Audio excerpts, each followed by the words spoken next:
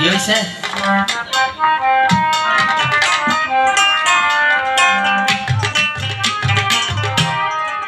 আমি 30 মিনিটের বেশি নেবো না। 30 মিনিট হয়ে গেছে নাকি? কলিতালি নামে যাবো। 30 মিনিটের বেশি হয়ে গেছে। আচ্ছা ঠিক আছে মা। তাই আজ ভালো লাগছে আপনাদের? ঠিক আছে, আপনাদের যদি ভালো লাগে আর 5 মিনিট ধরে গিয়ে চলে যাচ্ছে। এবার ওই ছেলেটি তার বাবার ছোটি পায়ে দিয়ে যখন রওনা হয়েছে, ওই যে বাবার পায়ে ব্যথা লাগে কেন কাতরায়, ওই যে পেরেকে ঘোষা লাগে, ডাক্তারের কাছে গিয়েছে। ডাক্তার লিখে দিয়েছে যে আপনি আপনার চোখের জোড়া যদি পাল্টান তাহলে আপনার পায়ের ব্যথা সেরে যাবে। আর ছেলে বলেছে বৌমাকে নিয়ে ঘুরে বেড়াতে হবে, একটা মোটর সাইকেল কিনতে হবে। মোটর সাইকেল না দিলে হবে না, বাবা কিনে দিতে পারেনি। কিন্তু সেই দিন কি করেছে ওই ছেলেটি, ওই বাবার চটি আর প্যান্ট একটা পরে রওনা হয়েছে তার ছেলের উদ্দেশ্যে ডাক্তারের কাছে। তখন পায়ে ব্যথা লাগে, কিছু দূর যেতে যেতে পায়ে ব্যথা লাগছে। পায়ের দিকে তাকিয়ে দেখে যে চটিটা পরে এসেছে সে চটিটা ওর না, ওর বাবা।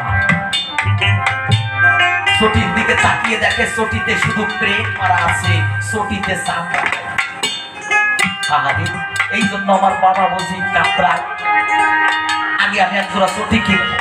সঙ্গে সঙ্গে চটির দোকানে গিয়ে দেখতে পায় ওই প্যান্টের পকেট থেকে মানি ব্যাগটা যখন বার করে দেখে ওই মানি ব্যাগটা ওর না, কারণ ওই যে প্যান্টটা পরে এসেছিল তাড়াতাড়ির চোটে ওর বাবার প্যান্ট পরে চলে গেছে।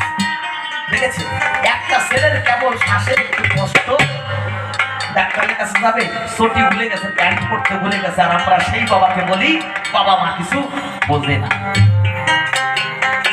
কলিযুগ। তাই আজ পকেট থেকে মানি ব্যাগ বের করে যখন টাকা দিতে গেছে দেখে দুটো কাগজ আর 100 টাকার একটা নোট। দুটো কাগজ কিসের?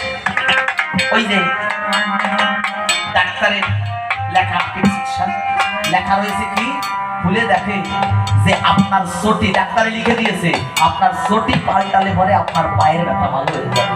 হায় রে, আমার বাবা আমাদের জন্য একজোড়া চটি, ভালো চটি পায়ে দিয়ে পরে না, কিনে পরে না। তাই আজকে চটি কিনে নিয়ে ছেলে রওনা হয়েছে। আর আরেকটা কাগজ, কিসের কাগজ? ওই যে মোটর সাইকেল লাগবে, 10 কাঠা জমি ছিল, সেই জমির দলিল বন্ধক দিয়ে টাকা এনে ওই যে শোরুমে গিয়ে আজ জমা দিয়ে এসেছে মোটর সাইকেলের জন্য। আর আমরা বলি সেই বাবা মা কিছু বোঝে না। তাই আমি বলি সেই বাবা মা বোঝে, বলি এখনো বোঝে। কখন?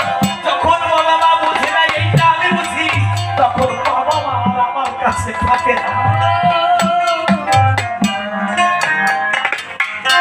তাই ছেলেটা যখন বড় হয়ে হাঁটতে শিখেছে, ওই যে বুড়ো আর বুড়ি ওই কাছারি ঘরে থাকে, কাছারি ঘরে থাকতে থাকতে ওই বৌমা খাবার দিয়ে এসেছে টিনের থালায় করে। টিনের থালা ছিল না মা, ওই টিনের থালায় খাবার দিয়ে এসেছে। কোথা থেকে একটা কুকুর এসে ওই থালাটা নিয়ে চলে গেছে। আর সন্ধ্যের সময় বৌমা খাবার দিতে গেছে, আবার খাবার দিতে গিয়ে দেখে সেই থালাটি নেই। সকালবেলা খাবার খেতে পারলো না, সন্ধ্যের সময় খাবার দিতে গিয়ে দেখে থালাটা নেই। বলছে থালাটা কোথায়? বৌমা বলছে থালাটা কোথায়? বলছে থালাটা না, একটা কুকুর নিয়ে গেছে।